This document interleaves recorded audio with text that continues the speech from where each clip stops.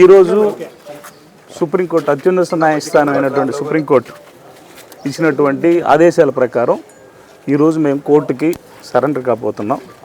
ఈ సందర్భంగా నియోజకవర్గం నుంచి కానీ జిల్లా నుంచి కానీ వివిధ ప్రాంతాల నుంచి మా కోసం వచ్చేటటువంటి మా విమానం మీద వచ్చేటటువంటి వారందరినీ పోలీసు వారు ఆంక్షలతో ఆపుతూ ఉన్నారు.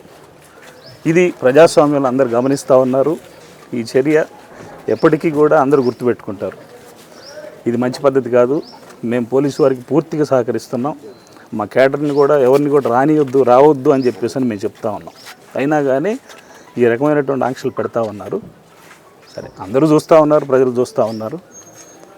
అంటే మీకు మద్దతుగా ఉమ్మడి జిల్లాల నుంచి నాయకులు వస్తుంటే వాళ్ళకు కూడా నోటీసులు ఇచ్చి హౌస్ అరెస్ట్ చేశారు. ఎక్కడికక్కడ కదలనివ్వట్లేదు, చెక్ పోస్టులు ఏర్పాటు చేశారు. వీటిని ఎలా చూస్తారు? అదే, ఎక్కడైనా సరే మా మీద జగన్మోహన్ రెడ్డి గారి పార్టీలో మేము ఎంతగా కష్టపడి పనిచేస్తూ ఉన్నాము, మా మీద కక్ష సాధింపుగా ఏ రకంగా చేస్తూ ఉన్నారో అందరు గమనిస్తూ ఉన్నారు. మేము పూర్తిగా డిపార్ట్మెంట్కి సహకరించడానికి ఉన్నాం.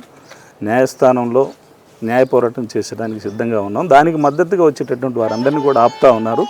ఈ విషయాన్ని ప్రజలందరూ కూడా గమనిస్తూ ఉన్నారు, చూస్తూ ఉన్నారు.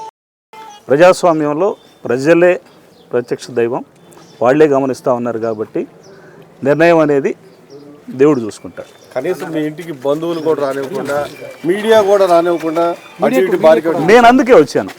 మీడియా అంటే ఇప్పుడు బంధువులు రానియట్లేదు అంటే మా పెద్దమ్మ వచ్చింది, మా పెద్దమ్మను కూడా మా ఇంటికి రానివ్వలేదు.